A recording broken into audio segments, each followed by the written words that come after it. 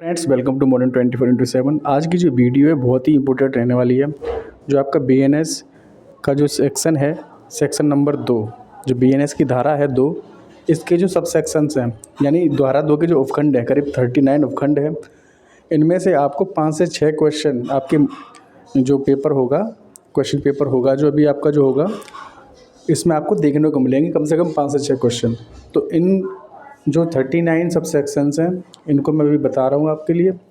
ठीक है, आप लोग देख लीजिए, स्क्रीनशॉट ले लीजिएगा और इनको रट लीजिएगा, क्योंकि 5 से 6 क्वेश्चन एग्जाम में आएंगे इसमें। ठीक है, चलिए स्टार्ट करते हैं। धारा 2 खंड 1, धारा 2 खंड 1, इसमें एक्ट के बारे में बताया गया, यानी कार्य को परिभाषित कर दिए है, जिसके अनुसार कार्य शब्द के अंतर्गत कार्य या एक्ट के साथ साथ अवैध लोभ यानी कि इलीगल ओमिशन भी शामिल है। ठीक है, तो धारा 2(1) मोटा मोटी क्या है, कार्य के बारे में है। ठीक है, नेक्स्ट है धारा 2 खंड 2।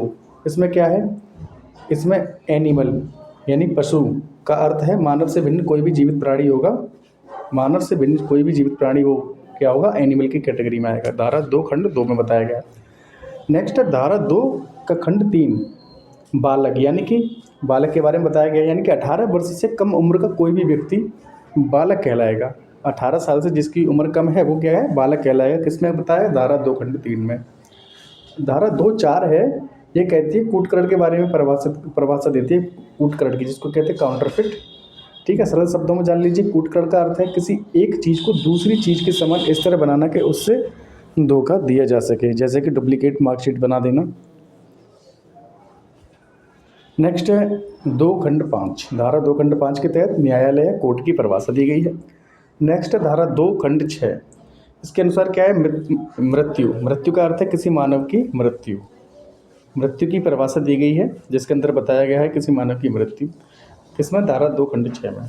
धारा 2 खंड 7 में क्या है, बेईमानी, डिसऑनेस्टली, इस शब्द को परिभाषित किया गया है। इसके अनुसार यदि कोई व्यक्ति किसी अन्य व्यक्ति को गलत तरीके से लाभ यानी रॉन्गफुल गेन या गलत तरीके से हानि रॉन्गफुल लॉस पहुंचाने के इरादे से कोई कार्य करता है तो उसे बेईमानी से किया गया कार्य माना जाएगा। ठीक है, ये 2(7) में है, धारा 2 खंड 7 में। धारा 2 खंड 8 में दस्तावेज को परिभाषित किया गया है। इसके अनुसार किसी भी पदार्थ जैसे कागज या स्क्रीन पर अक्षरों, अंकों या चिन्हों के माध्यम से अभिव्यक्त की गई जानकारी दस्तावेज है। ठीक है, इसमें अब स्पष्ट रूप से इलेक्ट्रॉनिक और डिजिटल रिकॉर्ड, इसे ईमेल, चैट, हार्ड ड्राइव को भी शामिल किया गया है। नेक्स्ट आपका 2 खंड 9, धारा 2 खंड 9 में कपट पूर्वक को परिभाषित किया गया है, कपट करने से आशय से किया गया कोई भी कार्य।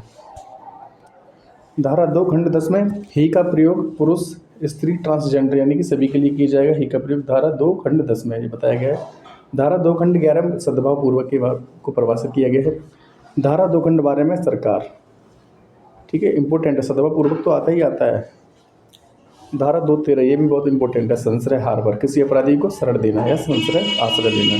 ठीक है, नेक्स्ट है धारा 2 खंड 14, क्षति, इंजरी को परिभाषित करती है।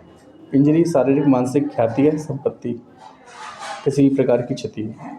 धारा 2 खंड 15 अवैध के बारे में है, अवैध को परिभाषित करता है। धारा 2 खंड 16 न्यायाधीश की परिभाषा दी गई है। धारा 2(17) में जीवन, यानी कि जीवन का आशय केवल मानव के जीवन से है, जंतु के जीवन से नहीं है। ठीक है, किसके जीवन से, केवल मानव के जीवन से, जंतु के जीवन से नहीं।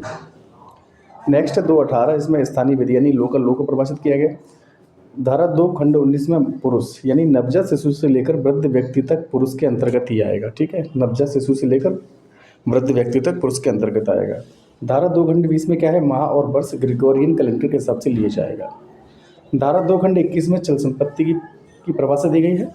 धारा 2 खंड 22 में वचन, जैसे कि एक वचन, बहुवचन, ये वचन के बारे में परिभाषित किया गया। धारा 2 खंड 23 में ओथ या शपथ के बारे में परिभाषा दी गई है, शपथ को परिभाषित किया गया है। नेक्स्ट है धारा 2 खंड 24, जिसमें अपराध की परिभाषा है। बीएनएस के विरुद्ध किया गया कोई कार्य अपराध है, भारतीय न्याय संहिता के विरुद्ध किया गया कोई अपराध है, कोई कार्य अगर बीएनएस के विरुद्ध किया जाता है वो अपराध है। धारा 2 खंड 25 में लोप या ओमिशन को परिभाषित किया गया है, विधि द्वारा अनिवार्य कार्य को जानबूझकर न करना। धारा 2 खंड 26 में व्यक्ति, जिसमें कंपनी, एसोसिएशन, निकाय व्यक्ति से संबंधित ही माने जाएंगे, 226 में कहा गया, धारा 2 खंड 26 में। धारा 2 खंड 27, इसमें पब्लिक को परिभाषित किया गया है, और इसी के 2 खंड 28 में लोक सेवक यानी कि पब्लिक सर्वेंट को परिभाषित किया गया है। नेक्स्ट धारा 2 खंड 29 विश्वास करने के कारण की बात करता है, इसको परिभाषित किया गया है। धारा 230 है विशेष विधि या स्पेशल लॉ के बारे में प्रावधान है, परिभाषित करता है विशेष लॉ को, ठीक है। 2 खंड 30, 2 खंड 31 करता है मूल्यवान प्रतिभूति को परिभाषित, जैसे मार्कशीट, बैनामा, पासपोर्ट, कर निर्धारण आदेश आदि। धारा 2 खंड 32 जलयान को परिभाषित करता है। धारा 2 खंड 33 स्वेच्छा से किया गया कार्य, इसको परिभाषित करता है। धारा 2 खंड 34 वसीयत को परिभाषित करता है। धारा 2 खंड 35 महिला को परिभाषित करता है। धारा 2 खंड 36 सदोष लाभ। धारा 2 खंड 37 सदोष हानि। धारा 238 है आपका सदोष अभिलाभ प्राप्त करना एवं सदोष हानि को उठाना, ये परिभाषा दी गई है। लास्ट है आपका धारा 2 खंड 39 इलेक्ट्रॉनिक अभिलेख। अब देखिएगा, आप स्क्रीनशॉट ले लीजिएगा, मैं थोड़ा इसको यहाँ से आप स्क्रीनशॉट ले लीजिएगा, ले लिया। अब देखिए आगे बढ़ते हैं, ठीक है। स्क्रीनशॉट ले लीजिएगा, अब यहाँ से ले लीजिए स्क्रीनशॉट, उसके बाद नेक्स्ट इसका ले लीजिए स्क्रीनशॉट। अब 2:23 से फिर चलते हैं, यहाँ पे 2:31 तक आ गया होगा, अब 2:32 पे चलते हैं, ठीक है। थैंक्स फॉर वॉचिंग, मिलते हैं नेक्स्ट वीडियो में।